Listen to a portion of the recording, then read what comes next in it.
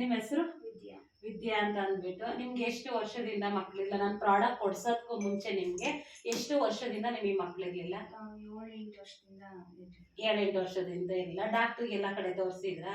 ತೋರಿಸಿದ್ವಿ. ನಿಮ್ಗೆ ಏನೆಲ್ಲ ಪ್ರಾಬ್ಲಮ್ ಇತ್ತು ಪ್ರಾಡಕ್ಟ್ಸ್ ತಗೊಳೋದಕ್ಕೂ ಮುಂಚೆ ಹೇಳಿ ನಿಮ್ಗೆ? PCOD ಮತ್ತೆ ಥೈರಾಯ್ಡ್ ಪ್ರಾಬ್ಲಮ್ ಇತ್ತು. Thyroid, PCOD problem.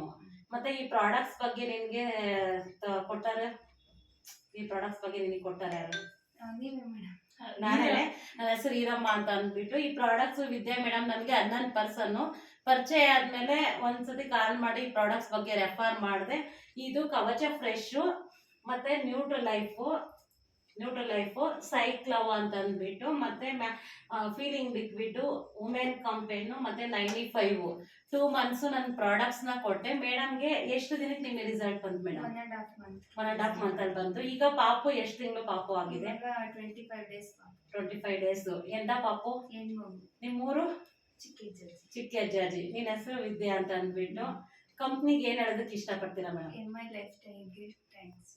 Okay, MI Lifestyle ತುಂಬಾ ಥ್ಯಾಂಕ್ಸ್ ಹೇಳ್ತೀನಿ. ಈ ತರ ಎಷ್ಟೋ ಜನಕ್ಕೆ ಅಂದ್ರೆ ಪ್ರಾಡಕ್ಟ್ಸ್ ಇಂದ, ನಮ್ದೊಂದು ಪ್ರಾಡಕ್ಟ್ಸ್ ಇಂದ ಒಳ್ಳೇದಾಗಿದೆ, ಒಂದ್ ಮನೆ ಬೆಳೆದಿದೆ. ಖಂಡಿತವಾಗೂ MI Lifestyle ಒಂದು ಥ್ಯಾಂಕ್ಸ್ ಹೇಳ್ತೀನಿ. Thank you so much.